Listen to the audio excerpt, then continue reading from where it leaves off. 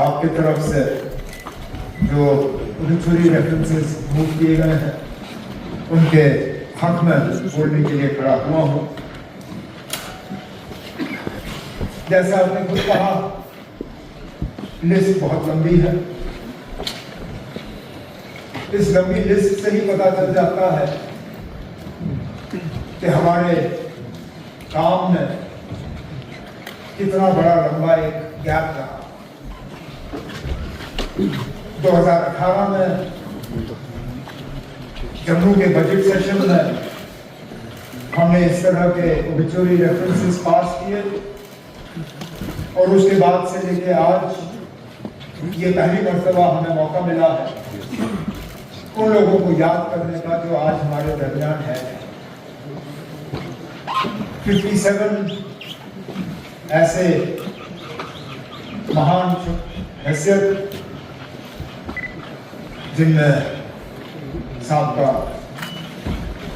इस मुल्क के सदर, वज़ीर आज़म, स्पीकर और फिर जम्मू कश्मीर से जुड़े हुए हमारे साबका governor, member parliament, MLAs, MLCs।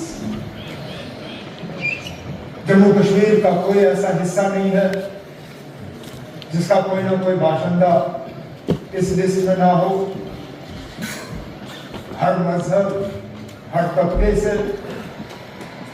बल्कि शायद ये आखिरी बार ऐसा लिस्ट होगा क्योंकि इसके बाद जम्मू कश्मीर का वो हिस्सा हमारे साथ रहा नहीं जिसके हवाले से यहाँ पे एक्स MLAs, MLCs जो है गिने गए,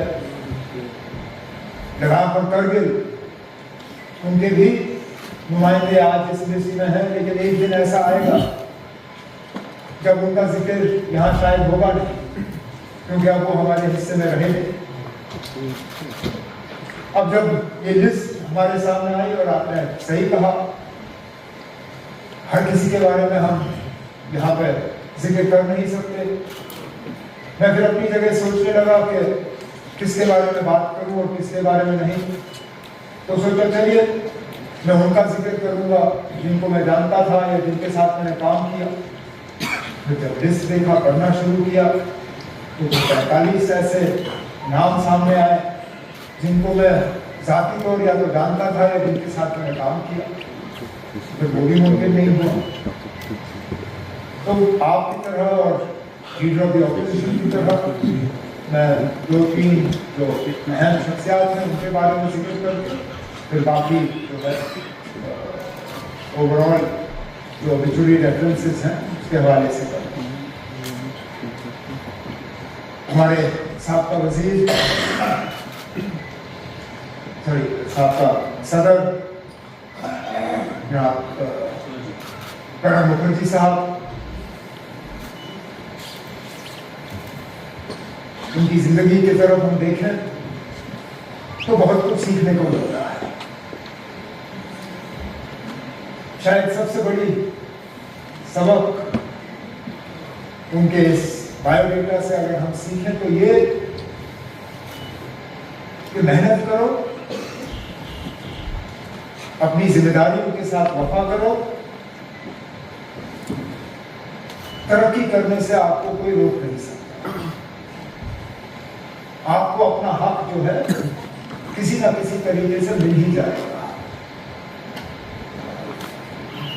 कोई पैराशूट के जरिए प्रणब मुखर्जी साहब सियासतदान नहीं बने, कोई गॉडफादर्स के इस्तेमाल नहीं हुए। मेहनत की, जो जो उनको जिम्मेदारियां सौंपी गई उनके साथ वफा किया और आगे बढ़ते गए। शुरुआत में डिप्टी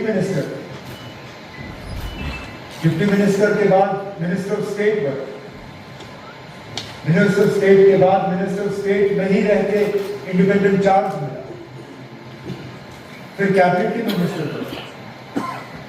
फिर कैबिनेट के मिनिस्टरों में सबसे अहम जो मिनिस्ट्रियां मानी जाती हैं, डिफेंस, फाइनेंस, होम। उनमें तो 2 और फॉरेन अफेयर्स, इन 4 में से 3 पे उन्होंने काम किया।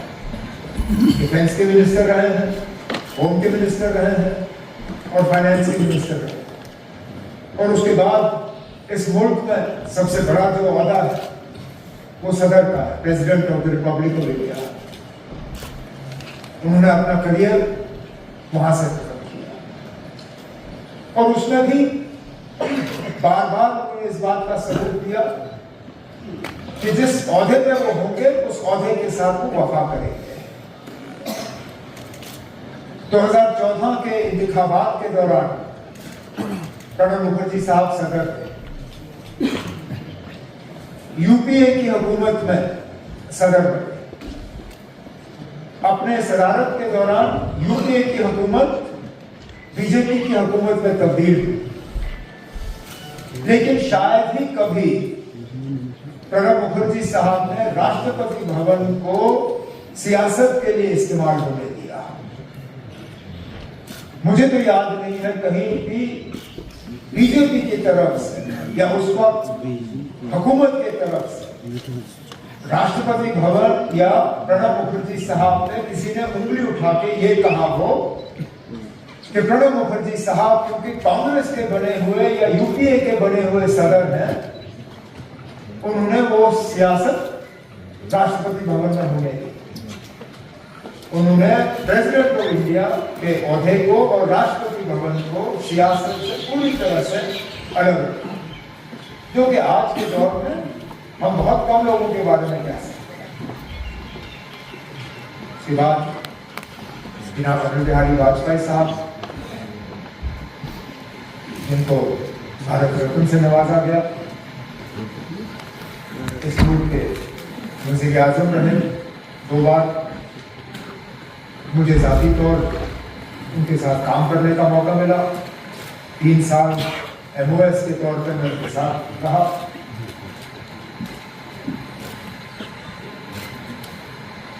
बाकी मुल्क के हवाले से जो उनका रोल रहा है वो सब जानते हैं। हम जब अटल बिहारी वाजपेयी साहब को याद करते हैं तो फिर खसूस जम्मू कश्मीर के हवाले से याद करते हैं, और जैसे कई सारे यहाँ ऑनरेबल मेंबरों ने जिक्र किया, जब जब हम वाजपेयी साहब को याद करते हैं तो उस हवाले से याद करते हैं कि उन्होंने हमेशा जम्मू कश्मीर के हालात को बेहतर करने की कोशिश, हमेशा यहाँ का जो तनाव का माहौल रहा, यहाँ जो वायलेंस रही, यहाँ जो हिंदुस्तान और पाकिस्तान को लेके जम्मू कश्मीर के मुतालिक रिश्ते खराब रहे, उनको हमेशा सुधारने की कोशिश, उनको दुरुस्त करने की कोशिश। वो पहले इस मुल्क के ऐसे लीडर, उनको याद किया जाता है कि वो लाहौर बस लेके गए, दिल्ली लाहौर बस सर्विस में शुरू हुई, लेकिन उस दौरान वो मीनार पाकिस्तान भी गए, जो एक हिंदुस्तान के लीडर के लिए वहां जाना और मीनार पाकिस्तान वहां पे हाजिरी देना ये कोई मामूली बात है। फिर सरहद पे खड़े होकर कहना कि हम दोस्त बदल सकते हैं, पड़ोसी बदल नहीं सकते। आज के दिन में शायद ही कोई इस तरह की बात करेगा। बार बार जब हालात यहाँ खराब हुए, उन्होंने यही कहा कि बातचीत के जरिए ही मसले हल किए जा सकते हैं, उसके अलावा कोई चारा नहीं। दोस्ती का हाथ बढ़ाते रहे, इस बात के बावजूद के उसके लिए उनको मुश्किल का सामना करना पड़ा। जब जम्मू कश्मीर के मसले के हवाले से बात की तो कहा कि इंसानियत, जमहूरियत, कश्मीरियत। जम्मू कश्मीर के आर पार के लोग, उनको दोबारा जोड़ने के लिए यहाँ रास्ते खोले गए, जिनको बदकिस्मती से दोबारा फिर बंद किया। उनकी कोशिश थी कि लोग मिले, सिविल सोसाइटी आपस में मिले, एक मतलब पर्सनल रिश्ते कायम। आज तो ऐसा लगता है कि हमें और ज्यादा दूर रखने की कोशिश की जा रही है कि हम ना ही मिले तो नहीं करें।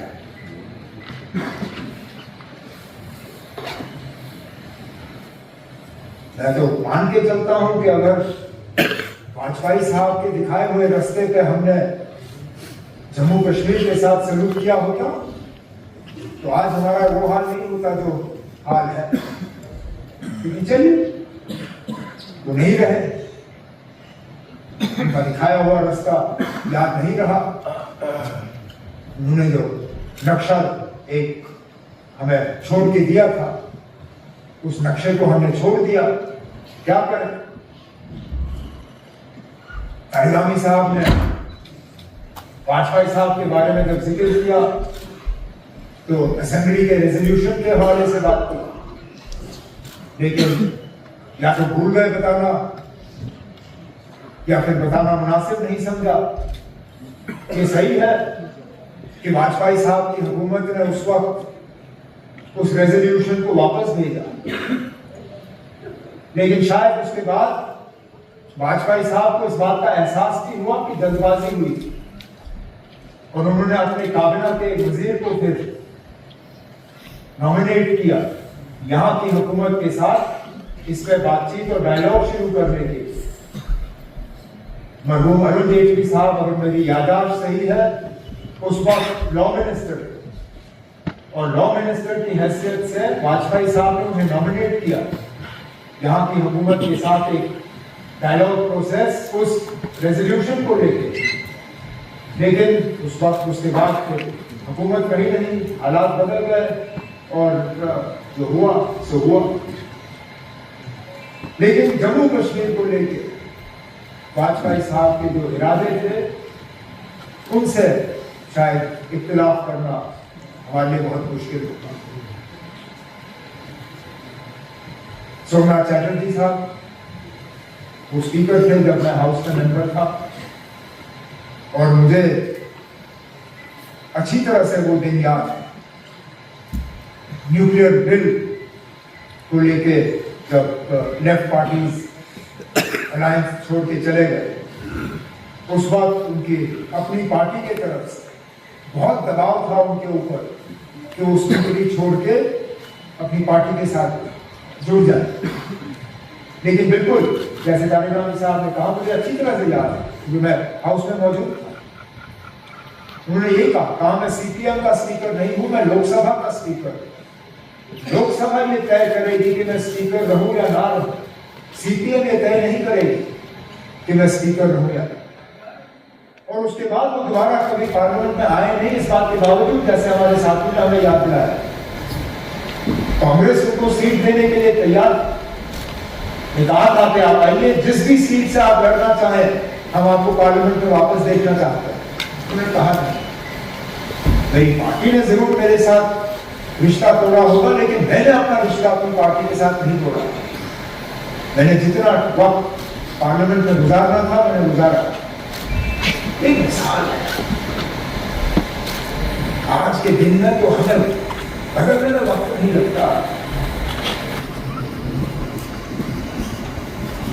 अभी तो इलेक्शन से निकल के आए हैं। हम में से कौन सी ऐसी पार्टी है जिसने आया राम गया राम का सिलसिला नहीं देखा?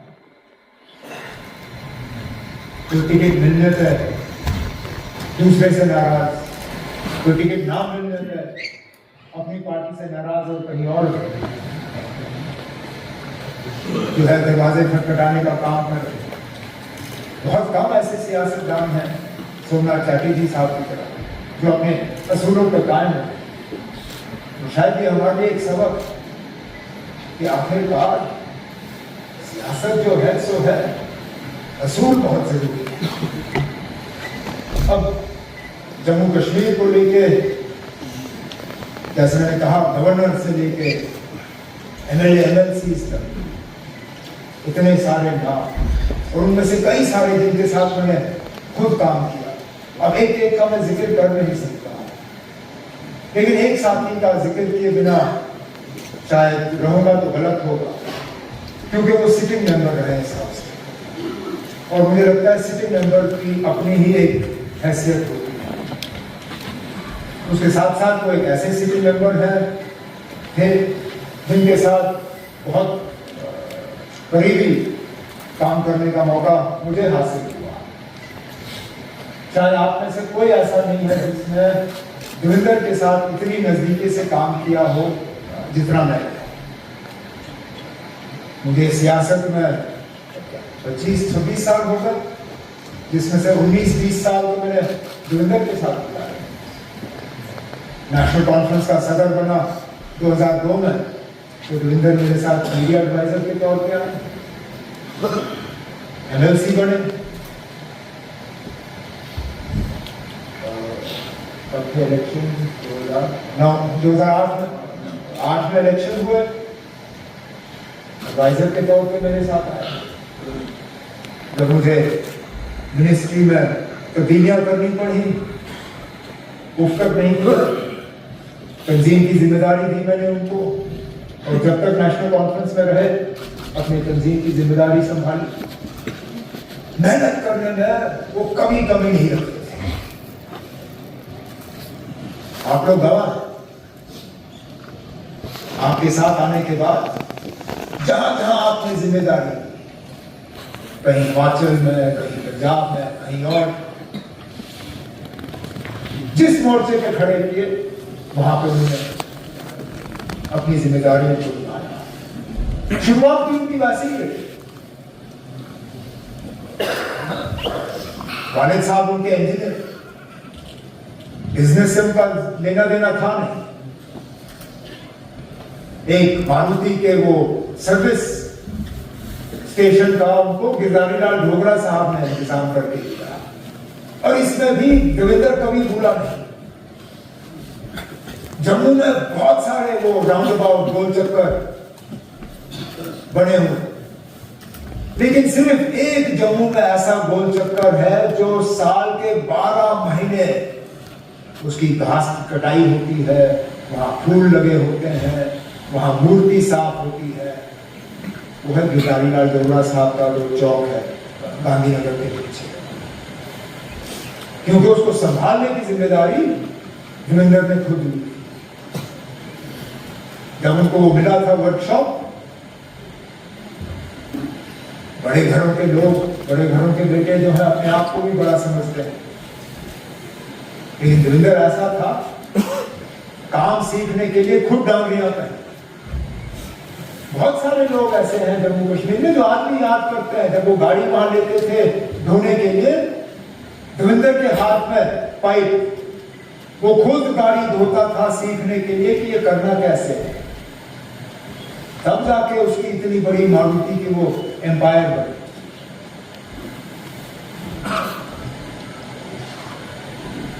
मैंने जैसे कहा 25-26 साल हो गए मुझे सियासत में।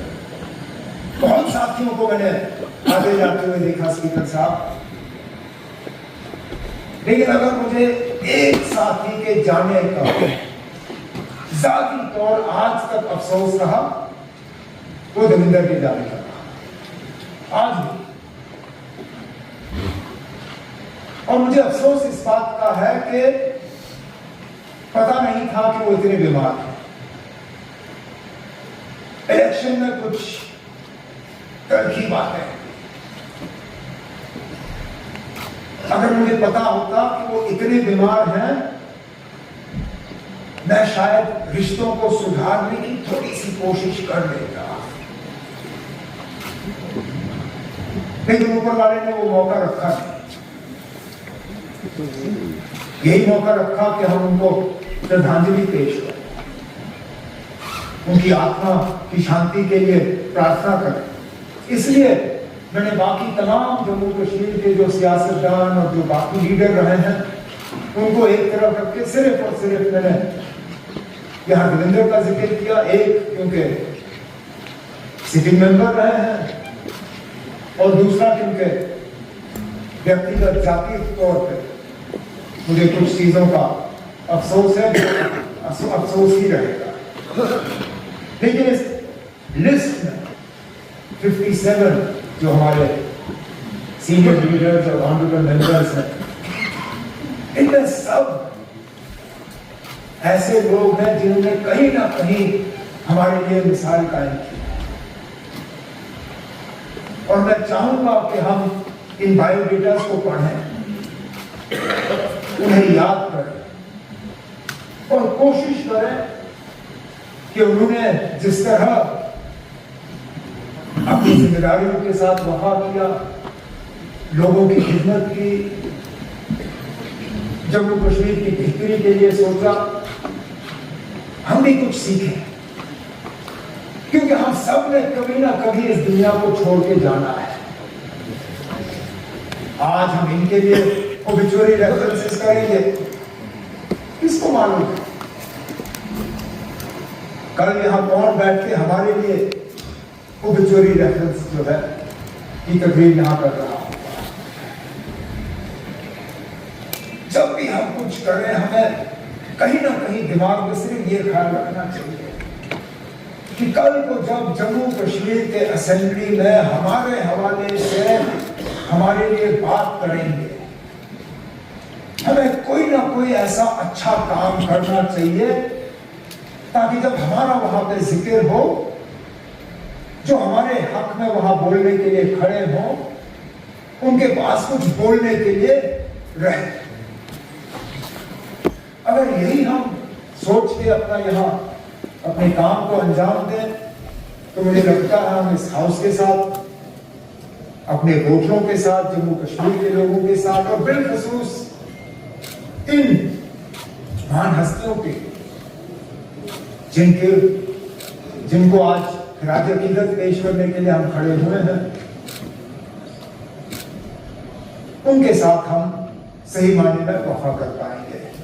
तो इसलिए स्पीकर साहब, आपकी तरफ से जो ओबिचुअरी रेफरेंसेस मूव किए गए हैं, उनके हक में मैं आज आपकी आवाज के साथ अपनी आवाज जोड़ता हूं।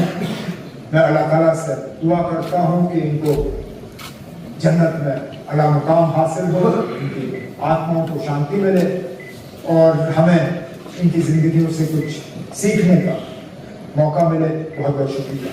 वो हमसे दूर चले गए थे, भारतीय जनता पार्टी में थे, हमारे घर लेकर चाहता हूँ। जब उस कमरे में पहुंचा, पूरी तस्वीर उनके साथ लगी थी। जब वहां से लोग चले गए, वापस से वो कमरा वैसा ही, इतना बात करते यार, मतलब एक अजीब सा माहौल लगा उसको। जम्मू को अगर अपना घर समझते थे तो कश्मीर में भी उनके पिछले दोस्त पैदा शख्सियत जो इस इलाके के रहने वाले थे, जिनके रह चुके हैं, सईद अली शाह गिलानी साहब को जहाँ वक्त नहीं है, वह काफी करने का बहुत सारे लोग हैं जिनको मैं खराज की पेश करना चाहता था, लेकिन वक्त की कमी की बात मैं आपका मशहूर हूँ आपने, क्योंकि अभी जब मैंने मुस्लिम पे उस टाइम पे ज्वाइन का बीजेपी 1921 बट वो लोग अप्रोच करता है और दोस्तों के तो अभी हर उसके घर में रहा और ना केवल जम्मू की बल्कि जम्मू कश्मीर की खाने है, तो मैं उनको भी अपने सदस्य पर करता हूँ। हमारे स्वर्गीय मल्ला जी के लिए भी अपने